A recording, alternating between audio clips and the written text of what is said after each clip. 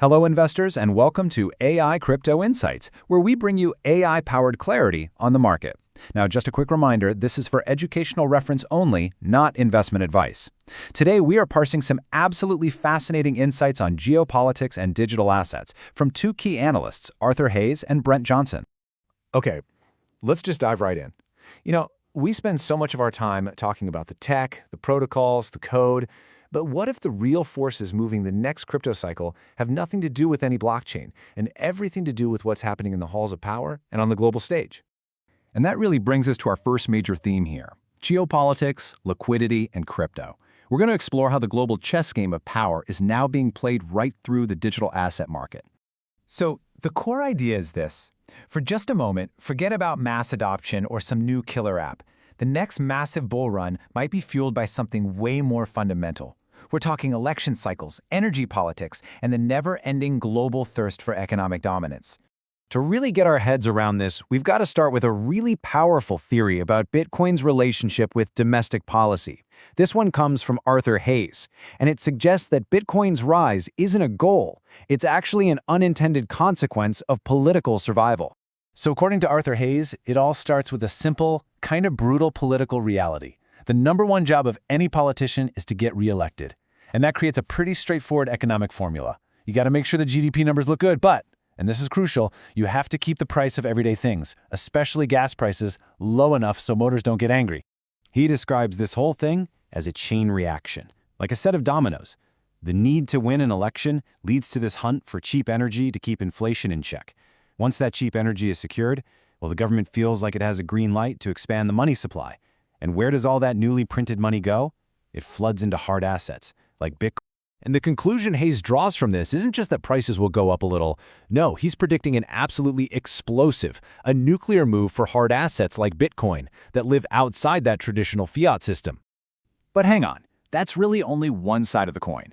Because while Bitcoin is kind of an accidental beneficiary of domestic policy, other digital assets are being set up as direct tools of foreign policy. And this brings us to Brent Johnson's thesis. Now, this is all built on his famous dollar milkshake theory. Just picture this. All the world's capital is a big milkshake. Johnson's series says that when things get scary and a crisis hits, the US dollar acts like a giant straw that just sucks all of that capital towards it. The result? The dollar gets incredibly strong and pretty much everything else gets weaker. And this right here really shows a fundamental shift in geopolitical tools. Johnson argues that stablecoins are basically a new weapon to make that milkshake effect happen even faster. In the old days, you'd project power with aircraft carriers. The new way? You just airdrop digital dollars right into another country's economy. And he's not talking about some accidental side effect here. He frames this as a deliberate strategic advantage for the United States. It's a way to dollarize an economy from the inside, chipping away at the local government's control and expanding U.S. influence, all without firing a single shot. It's kind of wild. Okay, so what do we do with this? We've got two incredibly powerful geopolitical forces in play. One is pumping Bitcoin, the other is weaponizing stablecoins. To make any sense of this as an investor, you need to know what to watch for. So let's build ourselves a little macro dashboard. So what's really interesting is that both of these theories kind of collide in one place: Venezuela. For Hayes, influencing Venezuelan oil helps keep U.S. gas prices low, which then enables the money printing that boosts Bitcoin.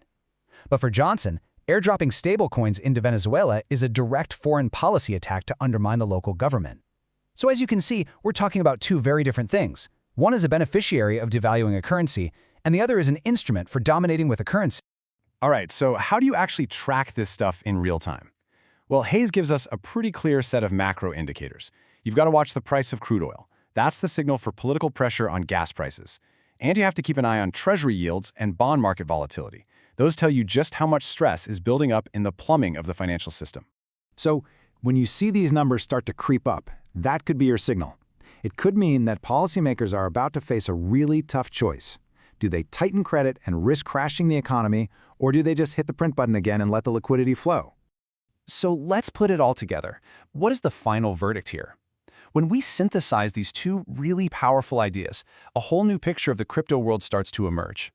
It becomes pretty clear that crypto is now operating on two totally distinct but related geopolitical battlefields. You've got Bitcoin, which is acting like a passive release valve for all the pressure building up inside the system. And then you have stablecoins, which are being used as an active weapon to project power outside the system. And this completely reframes the entire investment thesis, right? Suddenly, it's not just about the code, the community, or adoption anymore. It forces us to ask this one, final, critical question about what we're really putting our money into. So here's our AI analyst verdict. Digital assets are becoming deeply integrated with geopolitics, acting as both indirect beneficiaries of domestic policy and direct instruments of foreign policy. So what do you think? Is this the real driver of the next cycle? Drop your thoughts in the comments. We'll see you next episode.